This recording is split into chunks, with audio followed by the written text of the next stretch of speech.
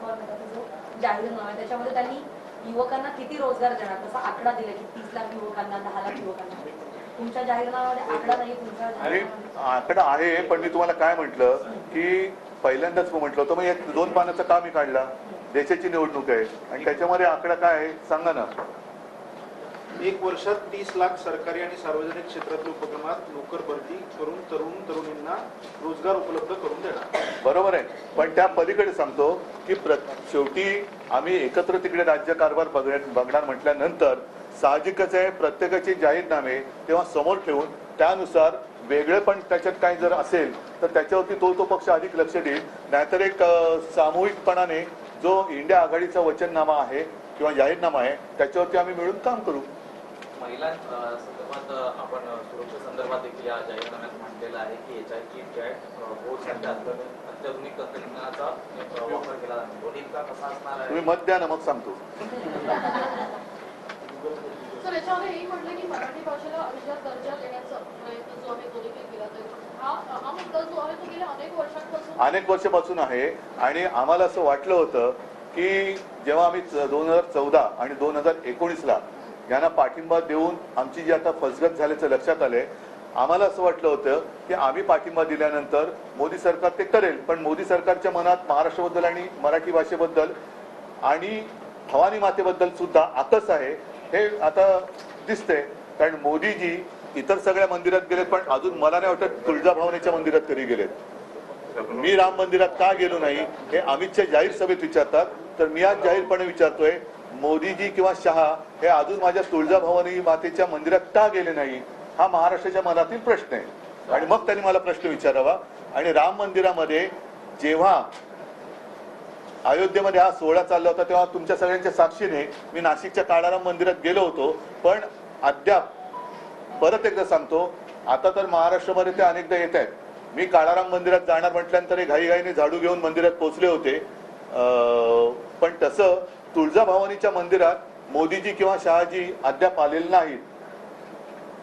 आंदोलन वगैरे केले पण पर्यावरणाविषयीच्या जाहीरनाम्यामध्ये काही उल्लेख नाही. मी आता बोललो ना तुम्हाला जे घातक प्रकल्प आहेत त्याच्याबद्दल आम्ही म्हटलेलंच आहे, दिले ना तो. जे विनाशकारी प्रकल्प आहेत पर्यावरणाचा मुद्दा इंडिया आघाडीच्या सरकारमध्ये पण आलेला आहे जाहीरनाम्यात आणि काँग्रेसच्या पण आलेला आहे. पण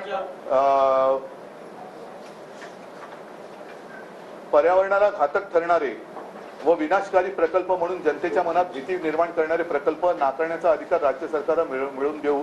आणि आम्ही परत एकदा जाहीर सांगतो की बारसू रिफायनरी असेल किंवा वाढवण बंदर आहे, हा विनाशकारी प्रकल्प उदाहरणार्थ जैतापूर बारसू वाढवण यासारखे पर्यावरण आणि जनजीवनास घातक करणारे प्रकल्प आम्ही महाराष्ट्रात येऊ देणार नाही. आपण अनेकदा सैनिकांबद्दल उल्लेख केला आहे, सैनिकांच्या बद्दल उल्लेख केला आहे. आपली शिवसेनेची अग्निवीर या योजनेबद्दलची नेमकी त्याच्यात काँग्रेस आणि इंडिया आघाडीच्या जाहीरनाम्यात दिलेलं आहे. त्याच्यामुळे मी त्यांनी दिल्यात त्या गोष्टी सगळ्या रिपीट नाही केल्या ज्या मला असं वाटलं की महाराष्ट्राच्या दृष्टीने महत्वाच्या आहेत त्या, म्हणून तर हा एवढा पातळ आम्ही जाहीरनामा ठेवलेला आहे. उगाच आगडबंब घेऊन उशाची घेऊन झोपण्यासाठी तो केलेला नाहीये. केंद्र सरकारच्या नोकऱ्या निर्माण होणार, केंद्र सरकारच्या ज्या नवीन नोकऱ्या निर्माण होणार त्यामध्ये 50% महिलांसाठी राखीव नोकऱ्या ठेवणार, त्याचा एक वेगळा परिणाम होऊ शकणार नाही. 50% वाईट का मग चांगले की वाईट परिणाम नोकर भरतीवरती परिणाम हो, पण चांगले की वाईट आहे महिलांसाठी चांगले हो, पण महिला हा घराचा आधारच असते, महिला घराचा आधारच असते. त्याच्यामुळे महिलांना नोकऱ्या दिल्या तर वाईट काय. पेट्रोलच्या दरासंदर्भात सांगितलेलं आहे, मात्र पेट्रोलचे दर जेव्हा केंद्र सरकारने कमी केले त्यानंतर राज्यांना कमी करण्यासाठी सांगितलं होतं, मात्र महाराष्ट्राने केलं नाही अशी एक टीका वारंवार होताना पाहायला मिळते. आता त्यावेळेला जी परिस्थिती होती केंद्राने कमी केले, पण केंद्राने किती कमी केले होते त्या बदल्यामध्ये केंद्रामध्ये बाकीच्या वेळेला त्यांनी जे काही कमावलेले होते तसे काय राज्यांनी कमावलेले नव्हते.